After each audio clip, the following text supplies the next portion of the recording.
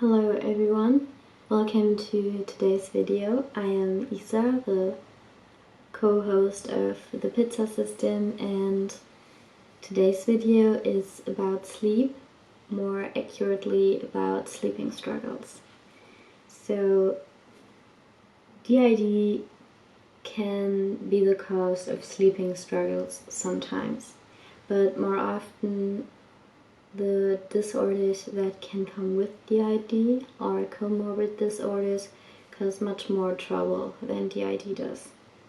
But I will explain it in detail later, and after each category I'll tell you what helps us or helps me, and keep in mind that I only talk about our experiences and the influence these disorders have on our sleeping schedule. So let's get started.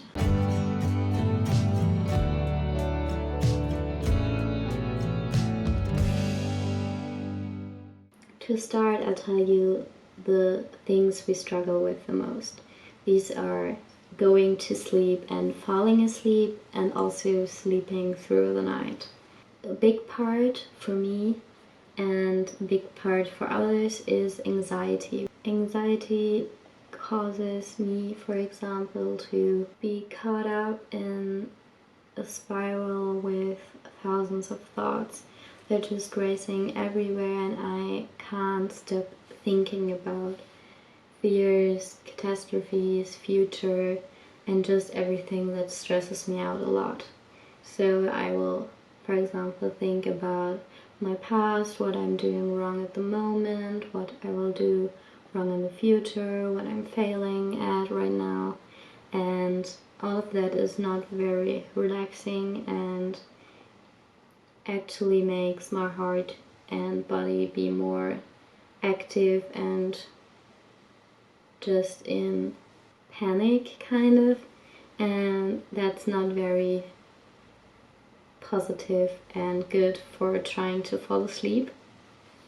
So this is causing some trouble there, but when I find myself doing that, I try to, even though I can't break out of this spiral of racing thoughts, I kind of try to influence these thoughts with, for example, I go dancing, and when I try to sleep I sometimes try to remember one special choreography we did, and I just go over and over it again, just removing and dancing kind of in my head. So just from the start to the end and again, so just to keep my mind on this thing which is very neutral and does not have kind of bad things linked to that. Also, I try to stimulate my senses like smelling and hearing. Smelling in case of we have a lavender oil, which has for me a very calming scent. So when I put it, for example, on a pillow, I try to focus my mind on the smell and just repeat, this is lavender oil, this is lavender oil, this is lavender oil, all over again. When I talk about it, it kind of seems very stupid, but it really helps me. My mind is racing all the time, but this kind of helps me, even though my mind's still racing. It's just racing about a thing that is in the moment and that's quite neutral or linked to something positive. With hearing, I mean listening to music. We don't have a set sleeping music. Every author listens to different music, and for example, I really like very loud and dark, energetic music instead of listening to something calm. it's different, but it's really helping me. So also when I have these anxiety attacks, like sometimes I'm so caught up in these racing thoughts that sometimes I kind of overreact and I go in a state of panic, sometimes even panic attacks. And my girlfriend told me to wake her up when that happens, or call her when she's not there.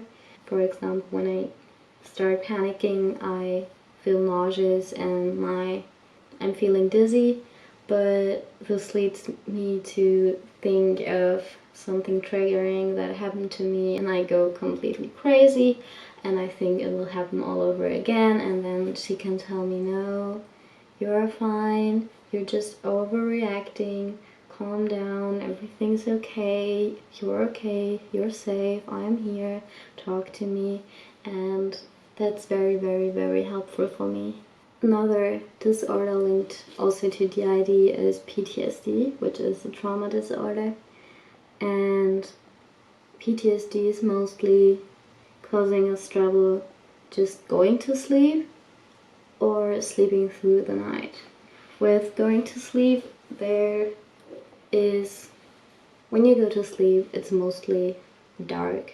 This kind of darkness and shadowy kind of things that are there, like when it's nighttime, it's kind of triggering for some alters because they think they see, like in the shadows, something they've experienced which was traumatic, so they may only get triggered, but sometimes this can also cause flashbacks, and this makes them either be afraid to close their eyes because then they're not aware of their surroundings and they're not able to see danger if there is something, and also they don't want to close their eyes because when they close their eyes they can vividly see the things they're afraid of just in front of them. So this is one thing which keeps us from going to sleep and trying to fall asleep. And also, even if this alter would close their eyes, they're lying and being like very, very on high alert, so every noise is like very, very, very loud and every movement is just creepy. So this doesn't help in going to sleep either, because then your body is not tired and your mind is not tired because you're on so fighting mode and defensive things. So in this way PTSD like blocks us from trying to go to sleep.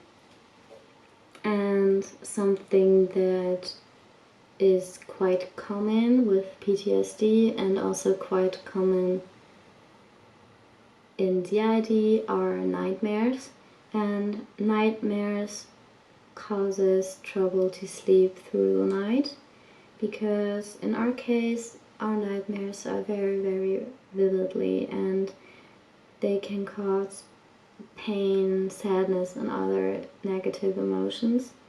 And then when we wake up in the night, it's like we can have panic attacks, we can have flashbacks, we feel like we've run a marathon, but actually we were just lying down, and everything is quite stressful. But even if we don't have flashbacks or a panic attack, when we wake up we have very bad anxiety. And with waking up, I mean like we wake up kind of differs from night to night, but in some nights we're kind of waking up like at least 100 times, and it's not very relaxing. It's not that the body can rest, our minds can't rest, so it's very, very stressful.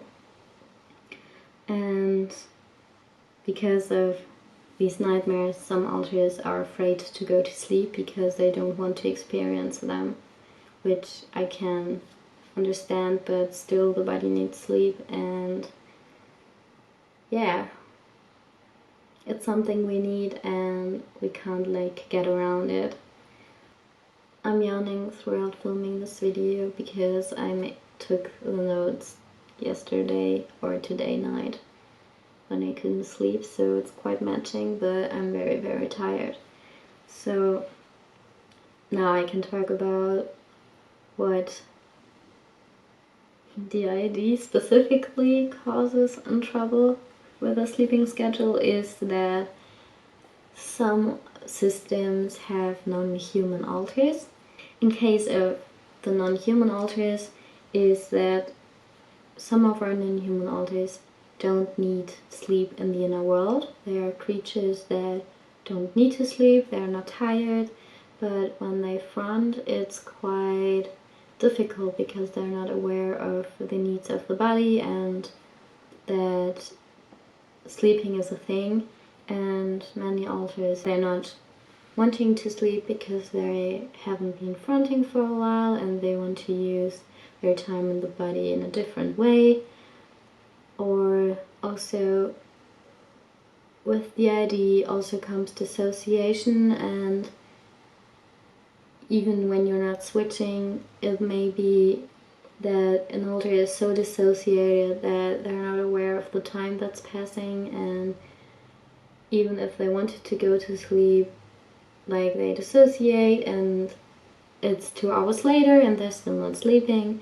So I think our communication in the system got a little better. So a lot in the system are now kind of trying to get every alter to go to sleep, and also when our girlfriend's here during the week or when I'm at her place at the weekend, she helps us keeping the alters that are afraid to go to sleep going to sleep. So she helps us a lot. And another thing that is quite causing me a lot of trouble going to sleep with DID is that when I go to sleep, there's not only the racing thoughts of mine caused by anxiety and other stuff, there are also the voices of the other alters always in my head, so I don't have this kind of like silence, and it's hard to relax when you kind of hear them talking about a lot and you just hear different voices talking about different things, and I have a lot of trouble then calming down.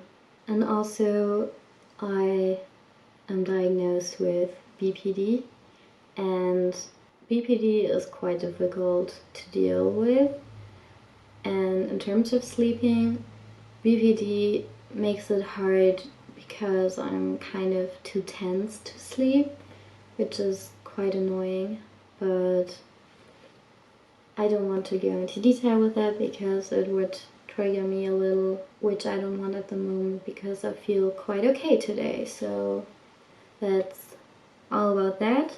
Next to the things I've mentioned, we've also experienced sleep paralysis sometimes, which was super scary and which definitely made it hard to wanting to sleep because of the things you've experienced while sleeping and waking up, which was a little scary. But luckily this is gone right now. We take a medication before going to sleep. We have something called atozil, which is medicine which should reduce anxiety and tension, and I think it kind of helps. I know that without it it's a lot worse, so I'm quite happy to be able to take this medicine and being able to have at least a little improvement in that. Also, lastly, I wanted to talk a little about what to do if you can't sleep. So if you can't sleep and you're laying there for an hour and a half or 2 hours and you're getting frustrated, don't get frustrated. It's better to like stand up again, get something to calm or relax you and get you out of this spinning circle of thoughts. For example, taking a book and read. In our case, we're not able to read due to dissociation and anxiety, but doing riddles, doing crosswords, drawing something, listening to music, listening to stories, watching some more videos with calming topics, make yourself something warm to drink, a cup of tea, hot chocolate, just something that you know calms you down a little. And after that, when you feel you're getting tired, then you can try to sleep again. But I've learned that lying in bed and being frustrated about not being able to sleep is a lot worse than just standing up again, doing something you like and getting more tired and then going to sleep again and being able to fully sleep then. So even though we're not having a great time sleeping, even though sleeping is not very relaxing in our case, I am very, very happy that the things I've learned about improving our sleeping is or has helped. I hope you like this video. Thanks for watching and see you soon.